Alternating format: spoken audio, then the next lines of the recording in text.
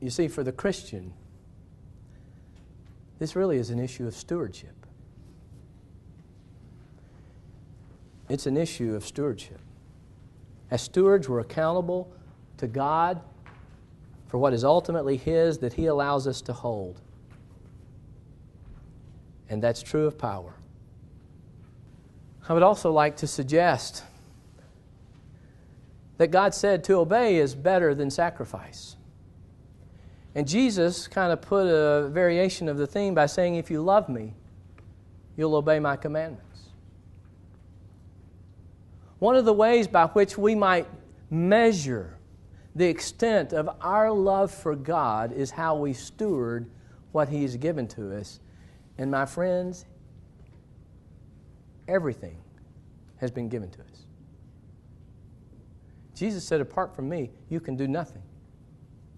And I believe He meant that. My pastor a few weeks ago said, somebody might say, well, I could tie my shoes. And it's like, no, because if all of a sudden one little blood platelet or something went wrong in your body, you'd be a little mass of nothing in the floor and you couldn't tie your shoe. Who holds you together? In Him, all things hold together. All of life should be lived before the face of God, recognizing that we are the created in front of our Creator, and everything we hold comes from Him, and we are to steward it as people who love our God.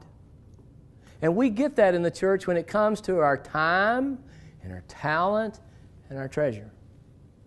I have never yet heard a pastor say, David, you really developed your mind in school, and you did a great job studying, and you did your homework, and you got up to class, and when you got to college, you didn't slough off.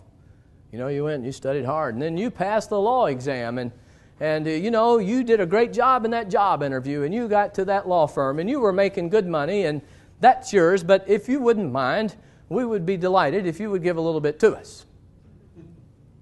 He would say, no. Who gave you the breath of your nostrils? Who awakened you every day to go to school? Who kept you healthy and strong that you might go? Who opened the door to that job interview? You ain't got nothing, Fowler.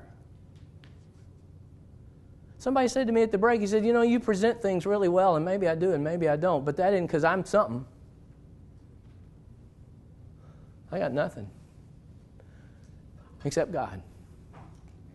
And all of our lives should be towards saying, how can I steward this? Lord, you've given me this authority. What would you have me do with it?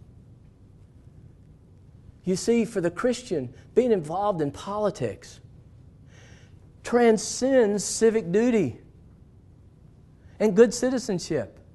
That's what the pagans would think of it. For us, it is more than that. It is about stewarding well because we love God. And have you ever thought of politics and the Christian call to engagement as an act of stewardship and loving God? That's what it is.